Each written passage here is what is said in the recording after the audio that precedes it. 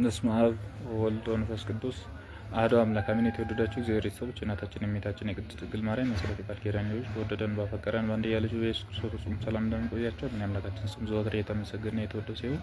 የቅዱስ ዮሐንስ ወንጌል ጥናታችን እንቀጥላለን። እግዚአብሔር አምላካችን በቸርነት እንዲያስተምረን የእርሱ ቅዱስ ፈቃዱ ይሁንልን።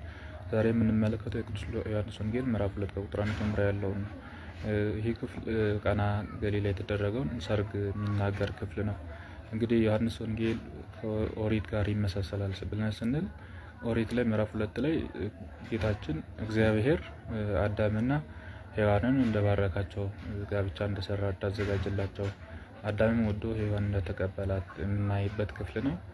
ሰሪው፣ ገባሪው፣ ፈጣሪው፣ መሪው ለዚህ ጉዳይ ለጋብቻ አዘጋጁ እግዚአብሔር እንደሆነ በግልጽ ያሳየበት ክፍል ነው። ብቻውን ሰው ይሆን ዘንድ መልካም አይደለም ብሎ ረዳት ሆኖ ዘንድ ከጎኑ አንዲት አስማት በማንሳት ከጎኑ በማንሳት የሚለውን በጥንቃቄ ያዙ።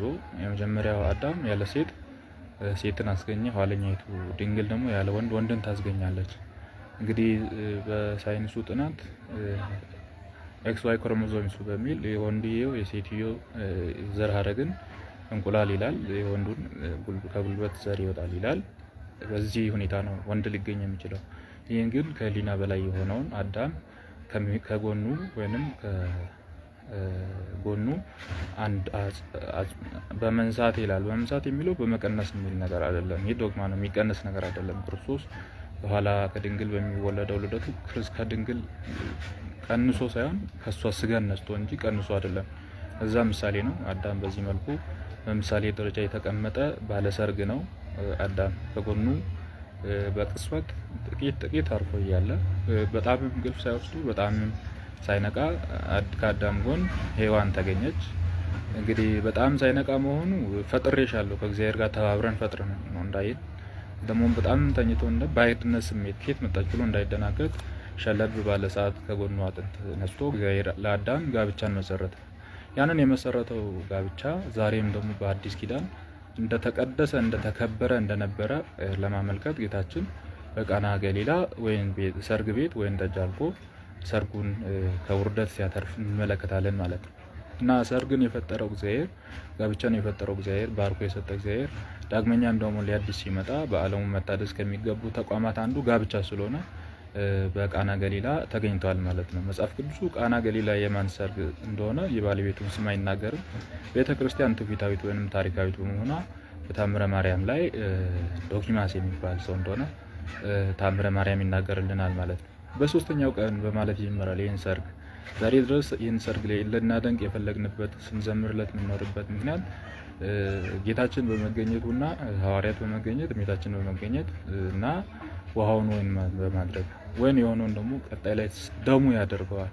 ይህንን ወይን ጠጡ የእውነተኛ ደሜ ነው ብሎ የቅዱስ ማቴዎስ ወንጌል ምዕራፍ 26 ላይ ባለፈው እንደነገረልን ለጊዜው ወይን ያደርገዋል፣ ቀጣይ ላይ ደም ያደርገዋል። ለዛ ነው ይህንን ሰርግ እየዘመርን ማንጠግበው ማለት ነው። በየዓመቱ በቃና ዘገሊላ እያልን ዘምርለት የደሙ ምሳሌ የሚሆነውን ወይኑን የሰጠበት ለጊዜው የሰጠበት ለፍጻሜው ግን ደሙን ሰጥቶ ዓለምን በደሙ የሚዋጅበትን ምሳሌ ጌታችን ያደረገበት በመሆኑ በሶስተኛው ቀን ቃና ዘገሊላ ሰርግ ነበረ ብሎ ቅዱስ ዮሐንስ ወንጌላዊ ይናገርልናል። ሶስተኛው ቀን የተባለው ሊትራሊ ጌታችን ከተጠመቀ አልዋለም አላደረም። የሌሊት 10 ሰዓት ተጠመቀ፣ ወዲያው ጥር 10 ወደ ገዳም ገባ ማለት ነው። ከ10 ጀምረን ስንቆጥር የካቲት 20 ላይ ነው 40 ቀን የሚፈጸመው።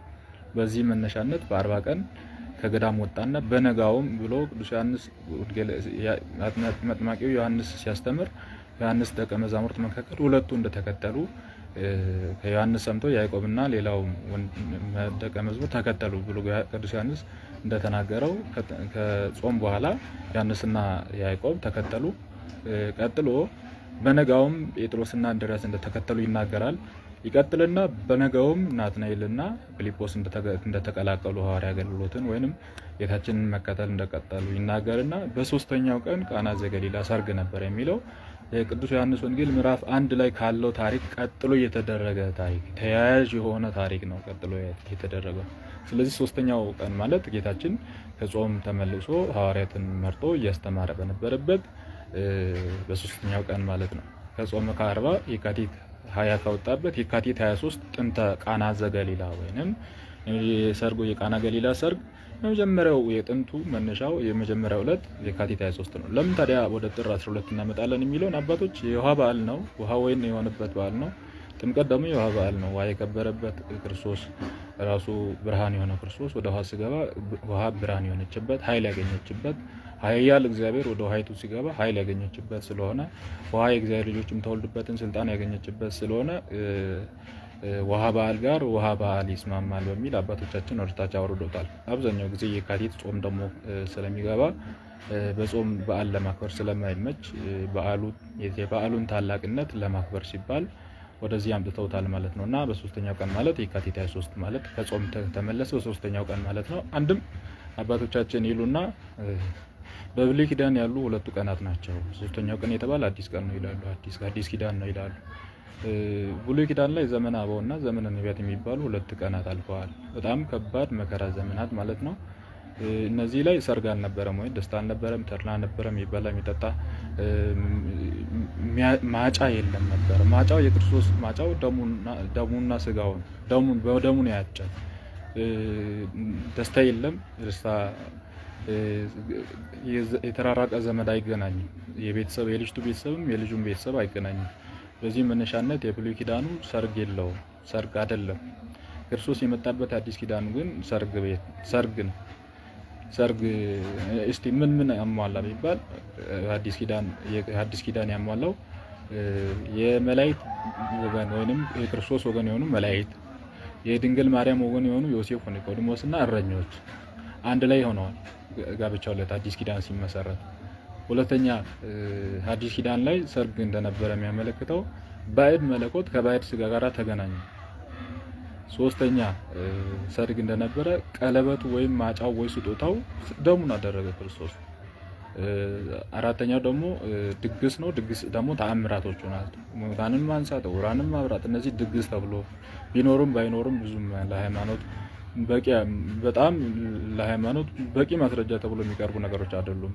ተአምራት ቢደረጉም ባይደረጉም እግዚአብሔር የታመነ ነው እና በዚህ መነሻነት 3 ቀን የተባለው ብሉይ ኪዳን ላይ የነበሩ 2 ቀናት፣ ሶስተኛው ቀን ግን አዲስ ኪዳን ነው። በዚህ ቀን ሰርግ ነበረ። ባዕድ መለኮት ከባዕድ ስጋ ጋር ተዋህዷል። ያቺ ጫጉላ ቤቷ ደግሞ ድንግል ማርያም ነው። 9 ወር ከ5 ቀን ጫጉላ አድርጎ እግዚአብሔር የወጣባት።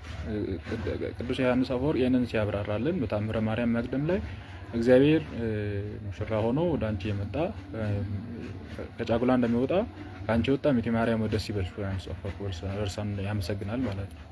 ሙሽራ ከጫጉላ እንዲወጣ እግዚአብሔር ከአንቺ ወጣ ሚቴ ማርያም ብሎ ጫጉላ ቤቷ የአዲስ ኪዳኗ ጫጉላ ቤት ክርስቶስ መለኮትና ስጋ የተዋሃደባት አንድ የሆነባት ተዋህዶ የተፈጸመባት ሰርግ ቤቷ እመቤታችን ቅድስት ድንግል ማርያም ናት ማለት ነው። ሶስተኛው ቀን የተባለው ሁለተኛው ትርጓሜ ይሄ ነው።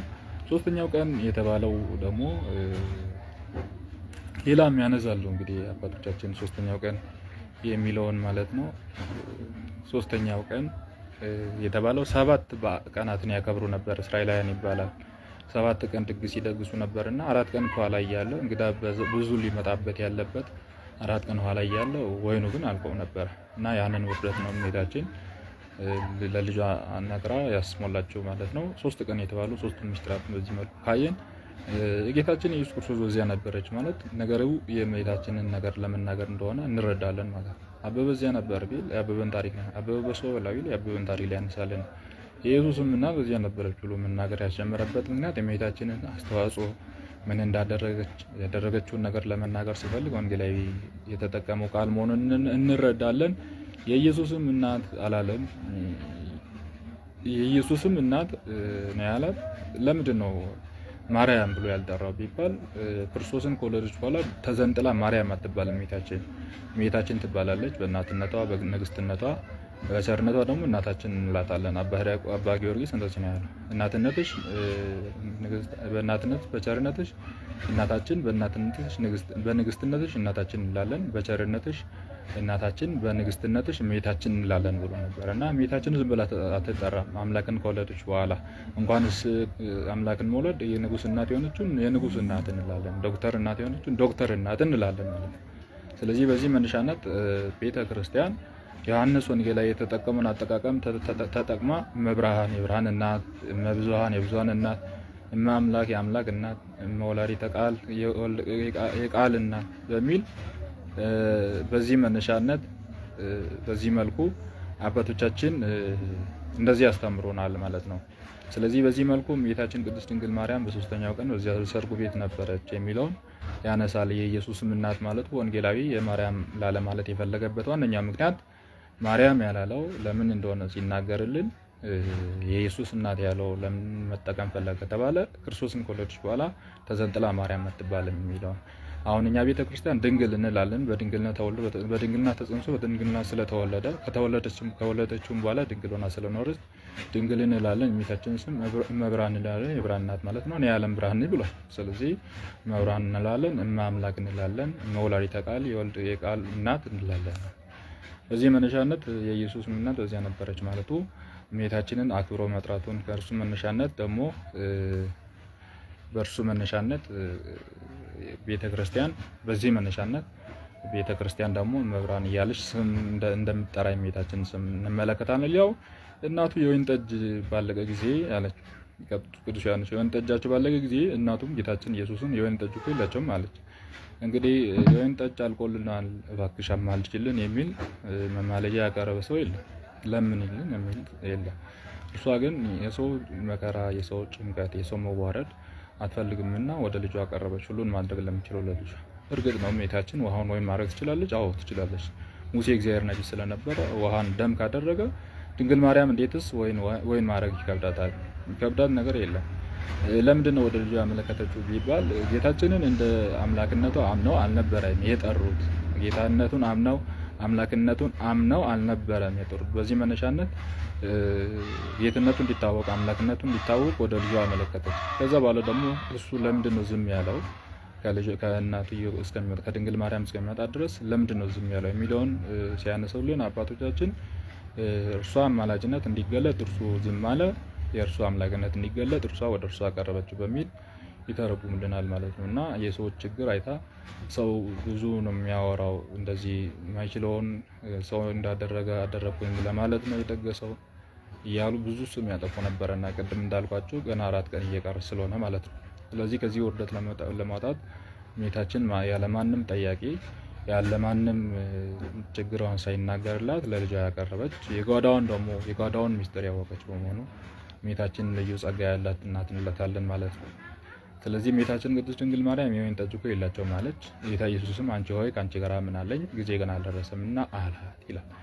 አንቺ ሆይ አንቺ ጋር ምን አለኝ የሚለው ሌላ እኛ አካባቢ ቢሆን ለጥል ሊሆን ይችላል። ግን እስራኤላውያን እንደዚህ ነው የሚናገሩት። የአነጋገር ልማድ ነው። መጽሐፍ ቅዱስ በተጻፈበት ባህል እግዚአብሔርን የምትመዝን ወይም ነገር ሃይማኖትን የምትመዝን ከሆነ አልገባህም ይላሉ አንድ አባት። ምክንያቱም እስራኤላውያን በዚህ መልኩ ይጠቀማሉ። ነቢዩ ኤልያስ አንድ ልጅ መካን የነበረች ሴት እንድትወልድ አስደርጎ ነበር። ከዛ በኋላ ግን ልጁ ሞተ። ከዚህ በኋላ የእግዚአብሔር ሰው ሆይ አለች፣ ከአንተ ጋራ ምን አለኝ? ነቢዩ ኤልሳ ማለት ነው፣ የኤልያስ ደቀ መዝሙር። ከአንተ ጋራ ምን አለኝ? ልጄን ልትገልብኝ ኃጢአቴን ልናገር ነው የመጣው? እኔስ አልፈልግም ስል አልነበር እንደወልድ እግዚአብሔር ያደረግከው ለመንክልኝ አለች። ኤልሳም ሄዶ ጸለየ፣ አስነሳ ማለት ነው። ስለዚህ የእግዚአብሔር ሰው ሆይ ካንተ ጋር ምን አለኝ ማለት የጥል አይደለም። ይህን ጥል ነው ብንል መስቀል ላይ አንቺ ሴት ነው ልጅ ብሏል ለዮሐንስ ሲሰጣት። እስቲ አሁን በዚህ ላይ ሰርጎ ቦታ ላይ አቃለላ፣ ተዋረድ፣ ተሳደባት እንበል። ሎቱ ስባት እሱ አይሳደብም፣ ማንንም አይሳደብም። እንኳን ድንግል ማርያም ሴጣንን እንኳን አይሳደብም እግዚአብሔር እና ተሳደባት ምን አገባሽ ብሎሻል ብለን እንበል እና መስቀል ላይ ቢያንስ እየተሰቃየች ያለችውን እናቱ በእርሱ መከራ እየተቀበለች ያለችውን እናቱ አንቺ ሴት ከአንቺ ጋር ይኸው እነሆ ልጅሽ ይላል። አንቺ ሴት የሚለው በእኛ አነጋገር ወይም በእኛ ባህል የስድብ ምሳሌ የሚለውን በዚህ መነሻነት ቤተክርስቲያን ትነግርልናለች። ጊዜ ገና አልደረሰም ያላት ማለት ቅድም እንዳልኳቸው ነው። ይሄ ወይም ደም ይሆናል። ቀጣይ ላይ ደም የሚሆነው በጊዜው ጊዜ ነው እያላት ያለው። ጊዜው ገና አልደረሰም። ዓርብ ዕለት አልደረሰም። ተሰቅዬ ሞቼ እስከ ማደናቸው ድረስ ደሜን እስከ ማፍሰስ ድረስ አልደረሰም። እየተነጋገሩት ያለው ረቀቅ ያለብን ከህሊናችን በላይ የሆነብን ነገር ነው። ለጊዜው ወይን ይሆናል፣ ቀጣይ ወይኑ ደም ይሆናል የሚለውን ባለፈው ቅድም ነግሬያቸዋለሁ። እና በዚህ መነሻነት አንድም ይሁዳ ከውጭ ወጥቶ ነበረ። ታምራቱን በያይ ኖሮ እኔ ታምራቱን ስላላሳየኝ ነው የሸጥኩት የሚል ምክንያት እንዳያገኝ፣ አንድም ጭልጥ ብሎ አላለቀን ነበረና ባለው ላይ ተደርጎ ቢሆን ያለው ነው ወይ ያለው ላይ ስለተጨመረ እንጂ በባዶ ላይ ቢጨመር አይሆንም የሚል ምክንያቶች እንዳይፈጠሩ በዚህ መነሻነት ይህንን አባቶቻችን ያስተምራሉ ማለት ነው። በዚያ እንደ አይሁድ ልማድ የሚታነጹባቸው 6 የድንጋይ ጋኖች ነበሩ ይላል። እነዚህ 6 የድንጋይ ጋኖች ዝም ብሎ የተቀመጡ ቁጥሮች አይደሉም። 6000 ዘመን ወይም 5500 ዘመን ይወክላሉ ይል ብለን ባለፈው ስናነሳ ነበር። 6 ጋኖች ፍቅር፣ ትህትና፣ መገዛት፣ ራስን ጣዕም እየተባለ 6 ጣዕሞች የጠፉበት 6000 መከራ የጸናበትን ዘመን የሚወክሉ ናቸው። እነዚህ ባዶ ነበሩ። ድንጋይ ጋኖቹ ከነርሱም እያንዳንዱ 2 ወይም 3 እንስራ ይዙ ነበረ። ስለዚህ 3 ብናደርግና 6 ሲናበዙ 18 እንስራ ነው እነዚህ ሰዎች አመላልሰው የሞሏት ማለት ነው። እና ከኋላ ያነሷል ታሪኩን። እዚህ በኋላ ጋኖቹን ውሃ ሙሏቸው አሏቸው ማለት ነው። ጌታችንም 6 ድንጋይ ጋኖች ነበሩ፣ እነርሱን ይዙ ነበረ። ጌታችን ጋኖቹን ውሃ ሙሏቸው አላቸው። እስከ አፋቸውም እስከ ላይ ሞሏቸው። አሁንም ቅዱና ስጧቸው አለ። እንግዲህ ለአሳላፊዎች እሱ የሚለውን ሁሉ አድርጓቸው የሚለውን አላነሳውም። በዚህ ሀሳብ በላይ ያለው ባለው ሀሳብ ማለት ነው። እርሱ በሚለውን አድርጉ ብላ እመቤታችን ወንጌልን በአጠቃላይ የሰበከች ብሉይ ነቢያትንም ሐዲስ ኪዳንንም የሰበከች ሐዋርያዊት ናት ብለን ቤተክርስቲያን እመቤታችን የምናከብርባቸው አንዱ ምክንያት ይሄ ነው። እርሱ የሚላችሁን አድርጉ። ሰባኪ ቢሰብክ እርሱ እግዚአብሔር የሚሉን አድርጉ ነው። ሌላ ምንም ሌላ የለም እና በአንድ ቃል ዓለምን ሁሉ የሰበከች ናት። ሔዋን በአንድ ቃል ኃጢአትን አመጣች። እመቤታችን በአንድ ቃል ዓለሙን ሁሉ ለእግዚአብሔር አስገዛች። ሔዋን በአንድ ቃል ሲኦል አስገባችን። እመቤታችን በአንድ ቃል ገነት የሚገባ ወደ ልጇ አመራችን ማለት ነው። ወደ ገነት መግቢያ ሆነችልን ማለት ነው። በአንድ ቃል እርሱ የሚላችሁን አድርጉ። በአንድ ስብከት፣ በአንድ ቃል፣ በአንድ ትምህርት ዓለምን ወደ ድህነት መለሰች። ሔዋን በአንድ ቃል አዳምን አበላችው። እመቤታችን በአንድ ቃል ሕይወት የሆነው ነብሱን ስጋውን ደሙን ሰጠችን፣ አበላች። በአንድ ቃል እርሱ የሚላችሁን አድርጉ። እርሱ ምንድን ነው የሚለን? ስጋዬን ብሉ ደሜን ጠጡ። እርሱ የሚለን ምንድን ነው? ቃሌን ስሙ፣ እግዚአብሔር የሚላችሁን አድርጉ፣ በእኔ ፈቃድ ሂዱ። ስለዚህ እመቤታችን እርሱ የሚሏችሁን ሁሉ አድርጉ አለች። በዚህን ጊዜ ለሰራተኞቹ ለታዛዦቹ ጋኖቹን ውሃ ሙሏቸው አላቸው። እነዚህን ሰራተኞች ሳናደንቅ ማለት በእውነት ልግመኝነት ነው። ለምን ይባል 18 እንስራ ነው የሚሞላው። ደግሞ ውሃ ቢሞላስ ምን ይጠቅማል? ምን ይፈይዳል? ብለው ሳያማረሩ 3 ቀን አገልግለን አልደክሞናል፣ ማን ነው እሱ ደግሞ የሚል ሳይሉ በእምነት ውሃ ሞሏቸው፣ እስከ አፋቸው ሞሏቸው ይላል። አሁንም ቅዱና ወስዳችሁ ላሳድር ይችላል። አሁን ውሃን የተመላው በአይናቸው እያየ አምላክ እንደሆነ አያውቁም። ውሃ ወይን ሊሆናል ብሎ ለጥቂትም ሰከንድ የማያስቡበት ሁኔታ ላይ ነው ያለው። ስለዚህ ውሃውን ወይን አድርጓል ብሎ ሳይሆን በቃ ውሃ ቀርቶ እየሰጡ ነው። ውሃ ብሎ የሚያምኑበት ማለት ነው። ውሃ እየሰጡ አሳላፊው ሲቀምስ የሚጣፍጥ እጅግ በጣም የሚጣፍጥ፣ እናንተስ ይህን ጣፋጭ ነው የጠጅ ወዴት አቆያለሁ ብሎ ጠየቀ ማለት ነው አሳላፊው። እዚህን ጊዜ ሌላው ከሰከረ በኋላ መነኛውን ያመጣል፣ እናንተ ደግሞ ሰው ከሰከረ በኋላ ጣፋጩን አመጣችሁና በጣም ጥንቅቅ ያለ ማር ጠጅ እንደሆነ በትክክል መረዳት አለብን። የሚያሰክርም ጭምር መስከርን የተናገረበት ዋነኛ ምክንያት ይሄ ነው።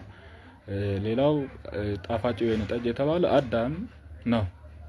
መላእክት እንዴ ይህንን ጣፋጭ የወይን ጠጅ ወዴት አቆየው ብሎታል አዳም። ይህንን የመሰለ አንተን መልኩን መስለ የተፈጠረ እኛን የሚመስል በህይወት የሚኖር እንደ እንስሳት ደግሞ የሚያርፍ የሚተኛ ሰማዩ ምድሩ የሚገዛለትን ይህንን ጣፋጭ ወይን ጠጅ ወዴት አቆየው ማለት ይህንን አዳምን ወዴት አቆየው ብሎ አባቶቻችን በትርጓሜ ያስቀምጣሉ ማለት ነው። አንድም ብሉይ ኪዳን አዲስ ኪዳንን ነው አዲስ ኪዳንን ወዴት አቆየው ማለት ነው ብሎ አባቶቻችን ይናገሩልናል ማለት ነው። ሁለተኛ አንድም ደግሞ እመቤታችንን ወዴት አቆየው ሔዋን ናት የመጀመሪያይቱ ውሃ ወይን ደግሞ እመቤታችን ናት ወዴት አቆያት ብሎ አምላክ አባቶቻችን የተረጉምልናል ማለት ነው። ከወዴት እንደመጣ የቀዱትም አሳላፊዎች ግን የወይን ጠጅ የሆነውን ውሃ ያን ያውቁ ነበረ። ውሃውም የሚሞሉ እነርሱ ነበሩና አሳዳሪው ሙሽራው ጠርቶ ሰው ሁሉ መልካሙን የወይን ጠጅ አስቀድሞ ይጠጣል፣ ካጠገቡም በኋላ ቦታ ተርታውን ያመጣል፣ አንተ ግን መልካሙን የወይን ጠጅ እስካሁን አቆየ ብሎ አለው። ጌታ ኢየሱስም በቃና ገሊላ ያደረገውን ታምር መጀመሪያ ይሄ ነው፣ ክብሩንም ገለጠ፣ ደቀ መዛሙርቱ ማመኑበት ይላል። እንግዲህ አምላካችን ውሃውን ወይን ሲያደርግ እንደ አስማተኞች ቆይ ማንም እዛ ቤት እንዳይገባ ማንንም እንዳይገባ እኔ እገባለሁ፣ ጸሎት ያደርግበታለሁ፣ እኔ ዞርበታለሁ ምናምን ያሉ አልነበረም። በማምታታት አልነበረም ጌታችን የቀየረው። እንደው ውሃውን ወይን በተፈጥሮ ወይንን የፈጠረ በተፈጥሮ ውሃን የፈጠረ ውሃውን ወይን የማድረግ ጸጋ ያለው እግዚአብሔርነት ያለው ችሎታ ያለው መሆኑን ለማመልከት ምንም አይነት እንቅስቃሴ ሳያደርግ ውሃን ቀርታችሁ ስጡ አለ፣ ወይን ሆነ።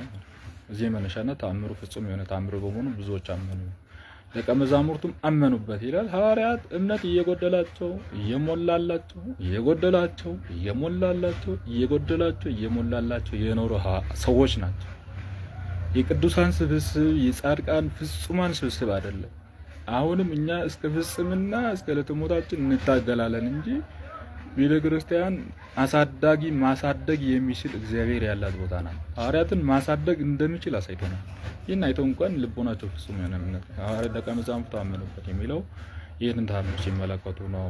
ታምራትን ሲመለከቱ አንዳንዴ ያምናሉ። ከዛ እንጀራ ሲጠፋ ደግሞ ስለያዝን ብሎ ይጨነቃሉ። እንጀራ እያበረከተ ያበላል፣ ይመግባል። እግዚአብሔር በዚህ መልኩ ታላላቅ ነገሮችን ሲያደርግ ነው ክብራቸው እምነታቸው ከፍ ይላል ማለት ነው። ሙሉዋን አልነበረም፣ ሙሉ እምነት አልነበራቸው ማለት እስከ መጨረሻ ድረስ። መጨረሻ ላይ መንፈስ ቅዱስን ልካለሁ ከዛ በኋላ እርሱ ሁሉን ይነግራቸዋል አለ። ካስተማረ በኋላ ማለት ነው። ሳንማር መንፈስ ቅዱስ ይገልጽልናል ትክክል እንዳይደለ ጌታችን 3 ዓመት አስተምሮ ነው ያደረገላቸው። ከዚህም በኋላ እርሱና እናቱ ወንድሞቹ ደቀ መዛሙርቱ ወደ ቅፍርናሆም ወረዱ ይላል። ቅፍር የሚለው ሰፈር ማለት ነው። ናሆም ማለት ነው። ናሆም ማለት መድኃኒት ማለት ነው። የናሆም መንደር ማለት ነው።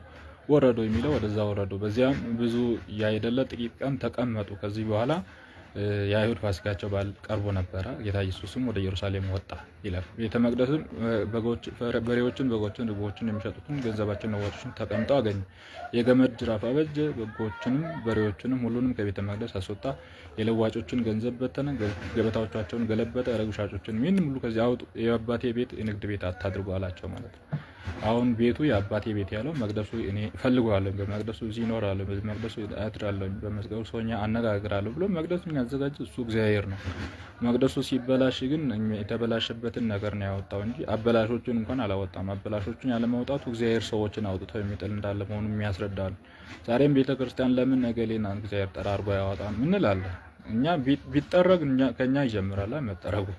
እኛ ምን ቅዱስ ሆነን እንኖረን እዛ ሌላው ሊጠረግ የሚችለውና እግዚአብሔር ባወቀ ቤተ መቅደሱን እርሱ ይፈልገዋል። የኔ የአባቴ ቤት አሁን በአባቴ ቤት መኖር እንዳለብኝ አታውቅም ብሎኝ 2 ጊዜ ነው ይሄን ነገር ያደረገው። ሆሳዕና ቀንና አንድ ቀን በዓል ፋሲካን ለማክበር በመጣው ፊት ማለት ነው።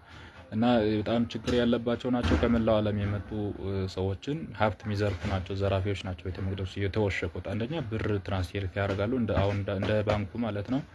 ብርን ወደ ሀገራቸው ብር ይቀይራሉ ማለት ነው። 3-4 ብር በአንድ ብር ይቀይራሉ።